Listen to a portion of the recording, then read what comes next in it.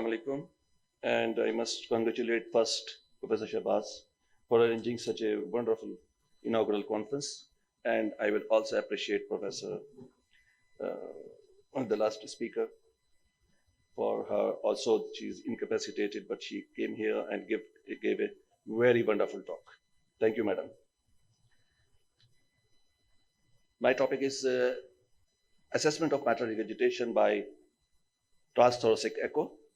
I have especially designed it for fellows and doctors in training, and with addition of some new insights. So this is all well known that the mitral valve is not a single entity. It has got components: annulus, the leaflets, the chordae tendineae, and peppery muscle, along with the left ventricular myocardium. A coherent function of these results in good coaptation and no MR, otherwise MR will result. The assessment needs just not seeing at the systolic regurgitant flow in left atrium. It comprises of several steps. You must assess the type, that is primary, that is located to the leaflets, or secondary, that is the chambers are at fault, which are attached to the mitral valve. Then you must mention the mechanism. This I will elaborate, and the etiology of each and every mechanism. Then you assess the severity by various parameters, and assessment of severity should be done in an integrated fashion, because no single parameter of MR can quantify it correctly in all the patients. And your report must have pointers towards the prognostic parameters for surgical or transcatheter repair. This has already been done. The mechanism of regurgitation, the Carpentier classification is usually used for it, and this has been elaborated previously as well. That is comprised of primary or secondary MR and divided into type 1, 2, 3 according to the motion of the leaflets. But in addition to this, there is a new classification has also been put forward. The Carpentier classification came in last century. This is known as Shah and Rene, and they have got the same three types as the Carpentier, but they have added a fourth type in cases of SAM, systolic anterior motion of mitral valve, resulting in mitral regurgitation, either in hypertrophic cardiomyopathy or post-mitral valve repair, and in certain cases of shock patients who are inotropes, that is hemodynamic induced. They have also added a type 5, which is a hybrid of all these conditions. Mitral annulus, as you know, is not a planar structure. It is saddle-shaped, having an anterior-posterior diameter and a commissural diameter. It reduces its size by about 25% during systole and becomes more saddle-shaped. It becomes more saddle-shaped. Yeah. But in myxomatous degeneration, this ability to become more saddle-shaped is lost, resulting in dilatation of mitral annulus. This is measured, as was discussed in the morning meeting also, whether in parasternal long axis or in apical 4 chamber or in apical 2 chamber, different values would be observed. But values I am giving here are in parasternal long axis. This is in echo research and practice. Males, it is a bit higher, and for females, it is a bit lower, and for diastole, it is higher, and in systole, it becomes lower. The ratio of mitral annulus to mitral leaflet length, if that is more than 1.3, that is also an indication of mitral annular dilatation. For repair purposes, mitral annular diameter greater than 50 millimeter or extensive MAC are the adverse prognostic signs. The leaflets, as you know, there are two leaflets, anterior and posterior. The posterior one divided into 3 scallops. Anterior is not clearly divided, but it has also got the same scallop division as the posterior one. And the leaflets, they have got a smooth part, and where they coapt with each other, this is the rough part. Now, the length of the coaptation is important. The distance between the two leaflets coapting, this is important, and there are other various parameters also. The coaptation height, that is where the two leaflets meet, and the distance from the mitral annulus. This is also important, must be mentioned in every echo report. And the tenting area, that is the area subserved by the two leaflets and the mitral annulus. The adverse prognostic signs in this regard would be if coaptation distance is more than 1 centimeter and the zone is less than 0.5, coaptation height more than 1 centimeter, or area more than 2.5 to 3 centimeters square. These are the adverse signs for repair. Leaflets can be observed in pastoral long axis, short axis, and apical 4 and 2. In short axis, you see all the scallops. In long axis, you see A2 and P2, whereas 3 leaflets are available in 4 chamber and 2 chamber. Again, if more than 3 scallops are involved, this is an adverse prognostic sign. The length of the P2 and the area and the angle with which it breaks with the LV wall, these are also important, as a PLL angle greater than 45 degree means more restricted posterior mitral leaflet, and length get less than 10 millimeter is an adverse sign for repair. Similarly, if in secondary MR there is a huge jet, means the leaflets are quite wide apart, this is an adverse sign for repair, or if they are complex jets. How do the leaflets close? They are closed by the contraction of the myocardium, LV, as it causes closing force, but they are tethered as well by the chorditendinae, so that they do not go into the LA. This balancing of force is very important. In dilated cardiomyopathy, or where LV is enlarged, this tilting force is appropriated to the whole of the myocardium, so that we have a central regurgitation jet. Whereas in asymmetric tethering, what happens that a part is damaged, like in inferior MI or infrabasal MI, so that one part of the leaflet does not close properly, resulting in an asymmetric jet, and this is important. We will appreciate it later. Then the distance between the posterior fibrosa of the aorta to the posterior papillary muscle and the interpapillary muscle distance. If that is more than 40 and this is more than 20, these are adverse prognostic signs for repair. Now, in any mitral regurgitation jet, what is our focus is just the jet in the left atrium. No, that is not the thing. We have to look for a lot of parameters. Most of them have been discussed. So AAC has given a 4-tier approach for this. First, you assess the structural parameters, then the qualitative parameters, then there are certain semi-quantitative parameters, and the quantitative parameters. Now, structural parameter assessment is very important, in which you assess left ventricle size, LA size, and flail leaflet. Flail leaflet by itself is an indication of severe MR. If the flail gap is greater than 1 centimeter or width more than 1.5 centimeter, these are indicators for adverse prognosis.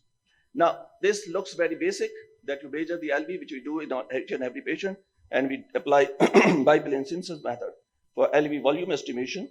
But these parameters are the guidelines directed cutoff marks for intervention. Let's see that if in asymptomatic patient you have got an LV ESD more than 45 or EF less than 60, this is type 1 indication for intervention. If the ESD is less than 45 and EF is greater than 60 and the patient has got AF or pulmonary artery pressure greater than 50, this is a type 2A indication for intervention. If in secondary MR, if EF is greater than 30, but patient is going for cabbage, then it becomes a grade 1 indication for intervention.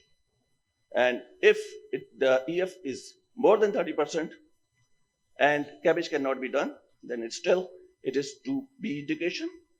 Similarly, if nothing can be done, then then this is from the European Society of Cardiology, the latest in this regard, 2021. It is a 2B indication for intervention. Similarly, we measure LA by pastoral long axis and LAVI. If LA diameter is greater than 55 or LAVI is greater than 60 or flail leaflet, and along with this, you have got an ESD, LV ESD 40 to 44 or and EF greater than 60%. This is also a 2A indication for intervention. Now, adverse prognostic signs in this regard for surgical repair are that EDD greater than 65, ESD greater than 51, and ESV greater than 140. For battle clip, LV EDD is greater than 70 and volume greater than 200. Step 2 consists of qualitative parameters like flow convergence zone. As the regurgitant jet goes toward the mitral regurgitant orifice, it gets increased in velocity, so the color changes, blue to yellow and to further on. So you measure the size of that convergence zone. You measure the jet area and direction within the LA, less than 20, more than 50, I'm not going into that. And you measure the jet density by applying the CW Doppler. If this jet density is equal to your antigrade flow, it's severe jet. If it is small, less, and not you cannot get the total envelope, then it is mild.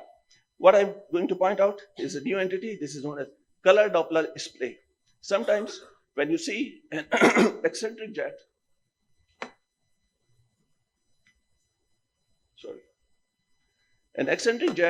what you see, the regurgitant jet, and the color is placed just towards the left atrial side.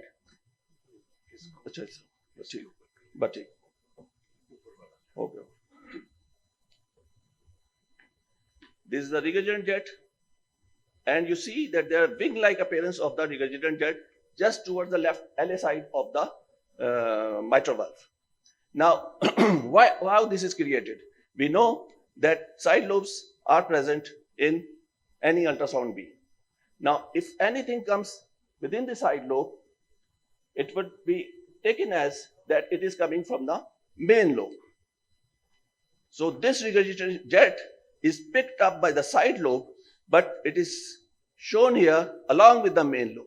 The main lobe reflection is shown as a globular regurgitation with the wings formed by the side lobes. This has also been found to help in the severity assessment, and Verbeek et al. In this latest study just now, 2022, they have shown that 27% of MR patients show this effect, and its colored Doppler splay greater than 29 millimeter is associated with severity. And this they have correlated with orifice area, regurgitant volume, and vena contracta.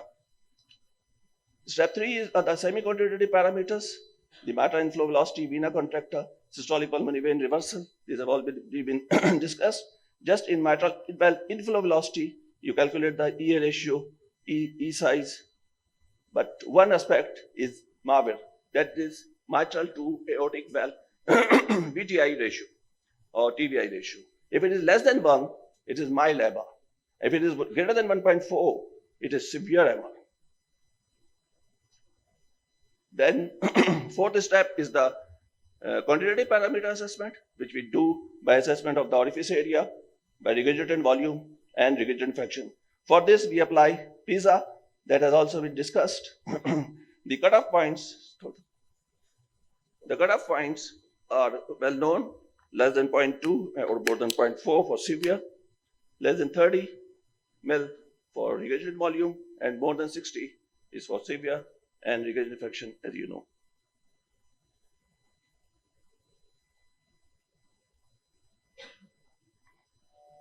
Now, I want to show just some newer aspects.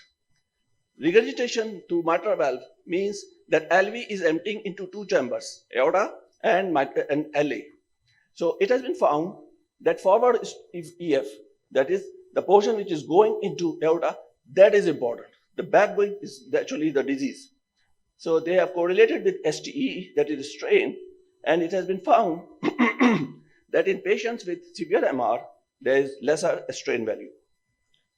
Then they have correlated the regurgitant volume with the LV end diastolic volume. And they found that if this ratio is more than 20, that indicates that this patient will respond more with intervention.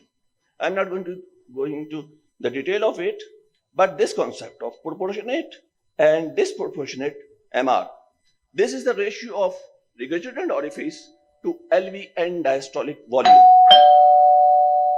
The regurgitant orifice to LV end diastolic volume, which is calculated by Plain-Simpson's method. What they have found, that there were two studies mentioned in New England Journal of Medicine, 2018, that mitral FR and COAP trial. They took patients of secondary mitral regurgitation, did transcatheter valve repair, and followed them. Mitral FR people showed no good result, but COAP trial people showed good results, although the people were the same. So what happened? So there was an analysis by Pecker and Gribben. They said that secondary MR is not a homogeneous entity. You have to calculate whether mitral valve is the problem or LV dysfunction is the problem. And this you can tell or you can say by calculating EROA and plotting it again, left ventricular diastolic volume. If this ratio is, the cutoff boundary is 0.13 to 0.14. Now, patients who are above it, they have got less of myocardial, they have got myocardial regurgitation because of the leaflets, and the LV is not that dilated. This is the disproportionate group, and interventions are good for this group as compared to proportionate group in which LV is more dilated. Now there will be no point in fixing up the mitral valve leaflets. So that group is known as the proportionate group. So this was the basic reason of difference between the two big trials, COAPT and MITRA-FR. In summary, well, this is also really known that you have got LALV size, flail leaflet. Dr. Imran. Thank you very much, Dr. Imran. So, if there are any questions, please. Dr. Imran, is there any difference of parameters according to the etiology of the severity of MR, like an acute rupture of the coronary? Yes. Or in rheumatic heart disease? Yes, there are difference because in acute MR, you don't, the patient does not have the time for remodeling. So LV dimensions, LA dimension, etc. may not be that high. In that case, you have to measure all the, and in this also, I will mention that EROA, the regurgitant volume and the regurgitant fraction. Amongst these three, regurgitant fraction is the most important because in females, LSI does not go that much. And in acute sick patient, as you say, it does not have time to go that much. So if you just see how much fraction of LV output is going towards the regurgitated orifice, that will guide you.